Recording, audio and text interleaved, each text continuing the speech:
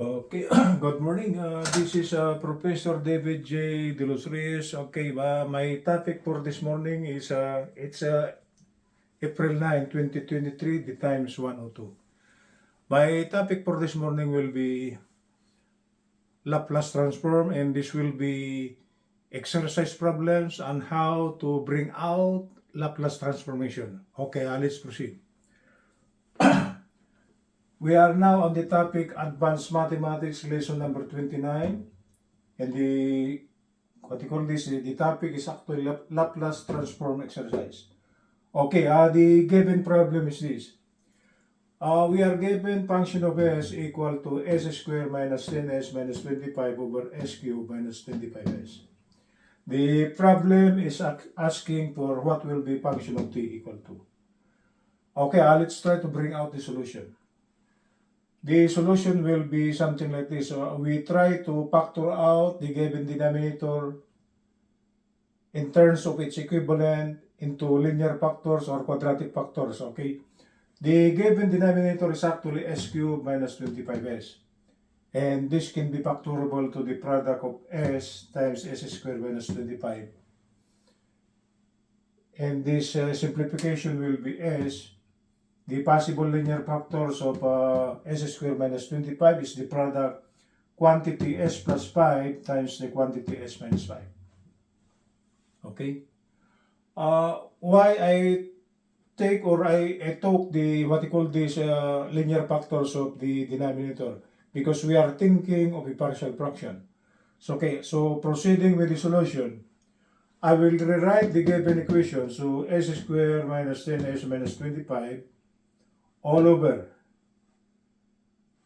s cubed minus 25s is actually the product of s times the quantity s plus 5 times the quantity s minus 5, and this should be equal to, since the resulting factors are actually linear factors, the right hand side will just be simply a over s plus b over s plus 5 plus c over s minus 5. Linear factor, linear factor, linear factor. So we have three unknown factors ABC. Okay? So simplifying this one, the left hand side will be s squared minus 10s minus 25 equal to, for A, we cover up this s here. So its multiplier will be the product of this. So it will be s plus 5 times s minus 5. And for B, we cover this s plus 5. Okay? So the multiplier of B will be s times s minus 5. S times s minus 5. And for C, we cover this s minus 5 over here. So the multiplier of C, if we try to simplify, it will be the product of s times s plus 5. So this is C, the unknown constant C, times s times the quantity s plus 5. Okay? This is all over this quantity here. For the right hand side, the denominator will be the same. So actually, it cancels out. Or shall we say, the resulting equation now will just be simply s squared minus ns minus 25 equal to the resulting equivalent of the right hand side.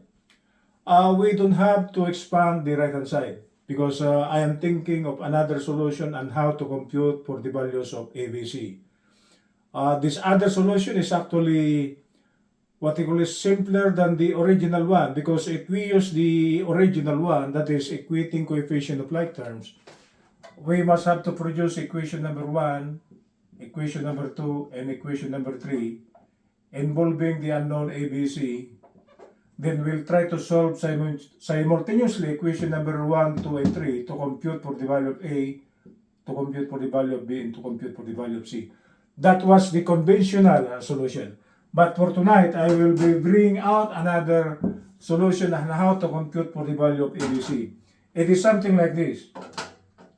When we place the value of s equal to 0 back to this equation here, actually we eliminate two unknowns.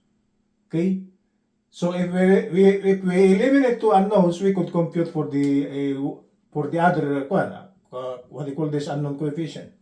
So when s is 0, Okay, we substitute this s equal to 0 back here. Okay, so it will become 0 square is 0, 10 times 0 is 0, minus 25 equal to, for A, there is a plus 5 here and this is minus 5. So when S is 0, the value of this is not affected. Okay, so the value will just be simply 0 plus 5 is actually minus 5, and 0 minus 5 is minus 5. So the product of the coefficient of A will be minus 25. For the value of B, this is affected because when S is 0, 0 times B will be 0. So actually, this will be 0, this part here. For the value C, it's affected by the value S equal to 0 because when this is 0, 0 times C will be 0. So actually, this part here will become 0. So actually, when S is 0, we could compute for the value of A, and luckily, A is actually this 0, 0, so 0 minus 0 is still 0. This is 0. So what remains will be, A will be minus 25 over minus 25. A minus over a minus will be plus. 25 over 25 is 1. So actually A is 1. Positive 1. That is when we assume that the value of S is equal to 0. Okay, when S is equal to negative 5. Okay, I will try to check my camera. When S is equal to minus 5, minus 5 square is actually 25. Minus 10 times minus 5 will be plus 50. A minus 10 times minus 5 will be plus 50, right? Minus 25, I'm following this. Equal to. For the for the first one, when S is equal to minus 5, A is affected because minus 5 plus 5 will become 0.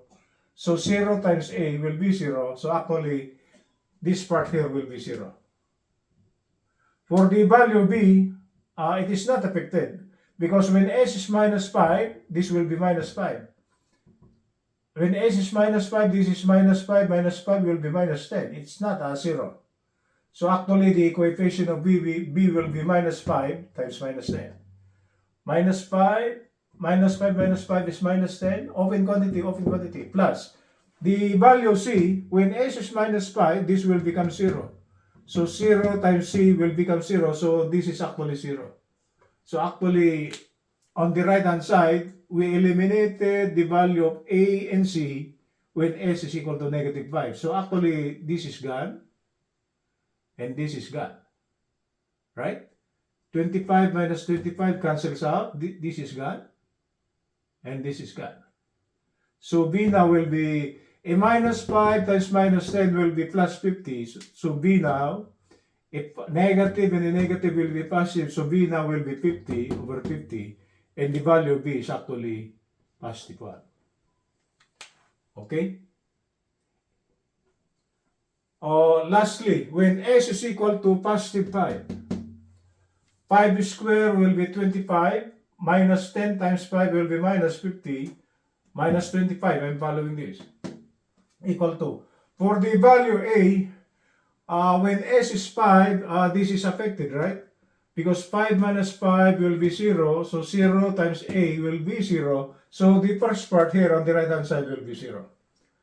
For the value B, when S is 5, 5 minus 5 will be 0, it will be multiplied by B, so B times 0 will be 0, so the second part on the right will be 0.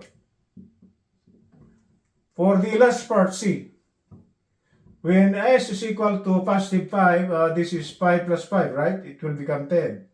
This is 5. So the coefficient of C will be, when S is 5, this will be S, and this is S plus 5, which is 5 plus 5, which is 10.